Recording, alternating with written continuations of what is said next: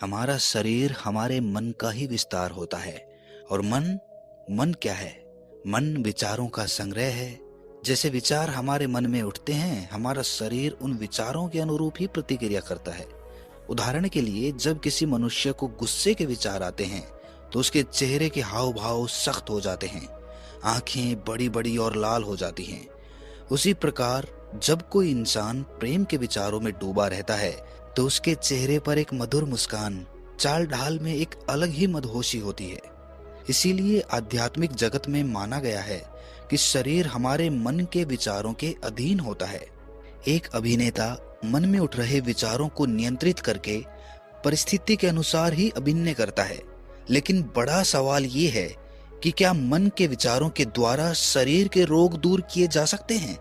कुछ लोग सोच रहे होंगे कि अगर ऐसा संभव होता तो अस्पताल तो सारे बंद हो चुके होते। विचारों के माध्यम से इंसान अपना रोग घर बैठे ही दूर कर लेता। तो इसका जवाब है सही तरीका। उचित विधि भी तो पता होनी आवश्यक है, और फिर उस पर निरंतर अभ्यास भी बहुत महत्वपूर्ण है। तो इस वीडियो में उस विधि के बारे में संपूर्ण जानकारी मिलने वाली है। अंत तक बने रहिएगा। देखिए, सबसे पहले ये समझिए कि सकारात्मक विचारों पर दृढ़ विश्वास करने से इच्छा शक्ति का निर्माण होता है, और अंततः यही इच्छा शक्ति हमारी प्राण शक्ति को बढ़ाने में सहायक सिद्ध होती है। परमहंस योगानंद जी द्वारा लिखित किताब ऑटोबायोग्राफी ऑफ ए योगी, एक योगी की आत्मकथा में एक प्रसंग का उल्लेख किया गया है, जिसके अनुसार लाहिड़ी महाशय अपने शिष्य युक्तेश्वर जी से कहते हैं कि मैं तुम्हें अभी दिखा सकता हूँ कि जिन विचारों पर तुम दृढ़ विश्वास करते हो वही विचार प्रत्यक्ष हो जाते हैं। इतना कहकर लाहिड़ी महाशय जी मौन हो गए। युक्तेश्वर जी कहते हैं कि उस शाम मैं धीरे धीरे चलते हुए अपने वजन को बढ़ाने के बारे में सोच रहा था, और मैं उसी सोच में डूबा हुआ था। मेरी कल्पना इतनी गहरी थी कि मैं अपने बढ़े हुए वजन के शरीर का दृश्य भी देख पा रहा था। फिर वो बताते हैं कि घर आने के बाद मैं गहरी नींद में सो गया।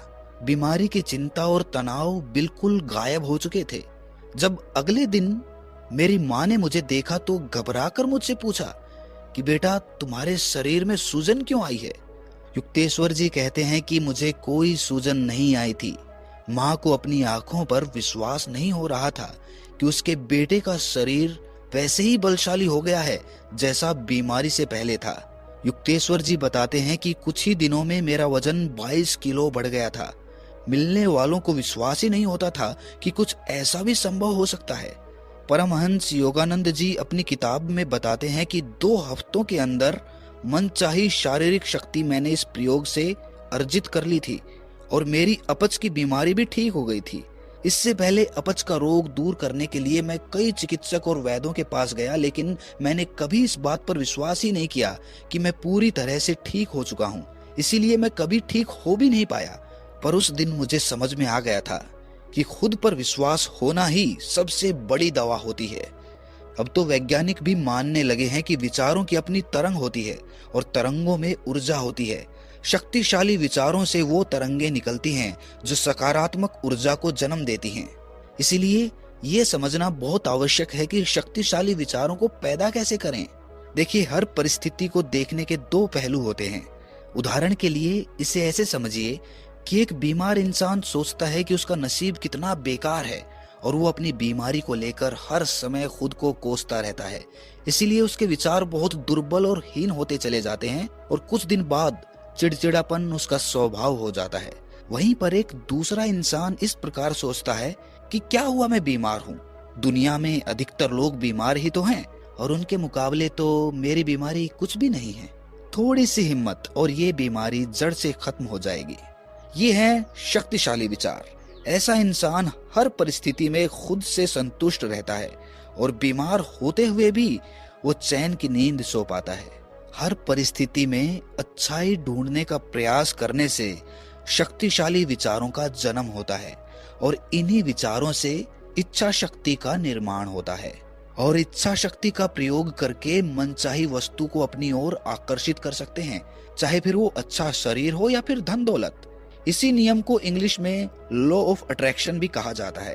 लेकिन हर परिस्थिति में अच्छाई ढूंढना बहुत मुश्किल काम प्रतीत होता है, और हर समय ये याद रखना भी तो बड़ा मुश्किल होता है। इतना होश कहाँ रहता है कि पहले परिस्थिति को समझें, फिर उस पर मंथन करें और अच्छे पहलू को उसके बाद देखें। तो इसके लिए एक आसान विधि बताने जा रहा हूँ, ध्यान से सुनिए। देखिए, पहले ये समझिए कि इस प्रयोग का एक ही लक्ष्य है कि किसी भी तरह हमारे अवचेतन मन, सबकॉन्शियस माइंड, या फिर आध्यात्मिक भाषा में कहें तो सूक्ष्म शरीर तक एक स्पष्ट संदेश पहुंचाना होता है। हमारे विचार बड़े उलझे हुए होते हैं, इसीलिए अवचेतन मन तक एक स्पष्ट संदेश नहीं पहुंच पाता। सबकॉन्शियस माइंड तक संदेश पहुंचाने का एक और तरीका है जिसे हिप्नोटिज्म कहा जाता है। जी हाँ, अपने कॉन्शियस माइंड यानी कि चेतन मन को हिप्नोटाइज करके अवचेतन मन तक संदेश पहुंचाया जा सकता है। और कॉन्शियस माइंड को हिप्नोटाइज करने का मतलब है इसे सुला देना। जी हाँ, जब आपसी द्वंद्व और मतभेदों के विचारों से भरा चेतन मन सो जाता है तो अवचेतन मन तक संदेश पहुंचाना आसान हो जाता है। देखिए, हमारा अवचेतन मन केवल ऑर्डर्स लेता है। जितने साफ, जितने स्पष्ट और जितने सीधे साधे ये ऑर्डर्स होंगे, उतने ही आसानी से हमारा अवचेतन मन उन ऑर्डर्स को ग्रहण कर लेगा और उनके अनुरूप ही प्रतिक्रिया करेगा। और हमारा चेतन मन यानी कि कॉन्शियस माइंड उन ऑर्डर्स के बीच में रुकावट डालता है, कुछ ना कुछ अपना तर्क पेश करेगा, जिसकी वजह से वो ऑर्डर सीधा साधा और स्पष्ट नहीं रह पाता और इसीलिए वो ऑर्डर हमारे अवचेतन मन तक नहीं पहुंच पाता। मतलब सीधी सादी बात समझने की ये है कि हमारा कॉन्शियस माइंड हमारे सबकॉन्शियस माइंड तक ऑर्डर पहुंचाने में एक रुकावट होता है। इसीलिए उस रुकावट को दूर करना जरूरी होता है अगर हम सबकॉन्शियस माइंड तक कोई ऑर्डर पहुंचाना चाहते हैं तो। अब ये रुकावट सिर्फ एक तरीके से दूर हो सकती है कि हम किसी तरह अपने कॉन्शियस माइंड यानी कि चेतन मन को समझा दें कि भाई तू बीच में अपनी टांग मत अड़ा, मुझे सीधी सबकॉन्शियस माइंड से बात करने दे, उसको ऑर्डर देने दे। अगर वो आसानी से समझ लेता है तो ठीक, वरना मार पीट कर भी आप उसे समझा नहीं सकते, फिर उसको हिप्नोटाइज करना पड़ेगा। एक बच्चे की तरह, जैसे एक बच्चे को हम हिप्नोटाइज करते हैं, चॉकलेट का लालच देते हैं या फिर किसी और चीज का लालच देते हैं और उसके बाद बच्चा हमारे अनुरूप कार्य करने लग जाता है। उसी प्रकार इस रुकावट को दूर करने के लिए पहले हमें अपने कॉन्शियस माइंड यानी कि चेतन मन को सुलाना होगा। सिर्फ उसको हिप्नोटाइज करके सुलाना ही एकमात्र रास्ता है अपने सबकॉन्शियस माइंड तक पहुंचने का। इसीलिए जब कोई इंसान गहरे ध्यान में होता है तो वो सीधा अपने सबकॉन्शियस माइंड से संपर्क कर पाता है, क्योंकि उसका कॉन्शियस माइंड यानी कि चेतन मन विचार रहित हो चुका होता है। उसमें कोई ख्याल नहीं होते, मन उसका बिल्कुल खाली होता है, यानी कि उसका चेतन मन बिल्कुल सपाट, बिल्कुल खाली होता है, उसकी कोई रुकावट सामने नहीं आती।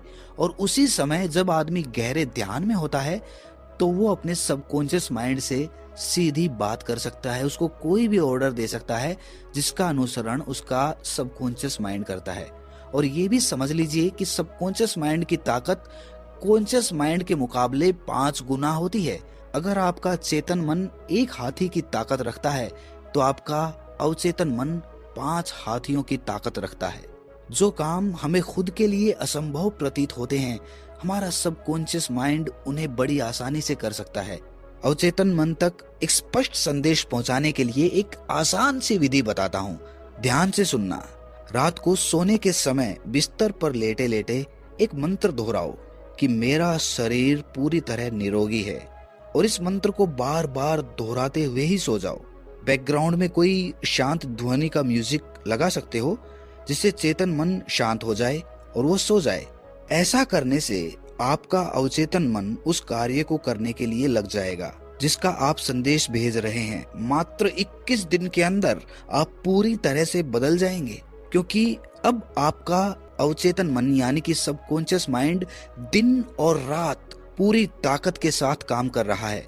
वो जब कोई ऑर्डर लेता है तो वो पूरा करके ही दम लेता है। उसके लिए वो सबकॉन्शियस माइंड आपको पूरी तरह से बदल कर रख देगा। अगर आपके शरीर में आलस्य है तो उस आलस्य को दूर करके आपको मेहनत करने के लिए प्रेरित करता है।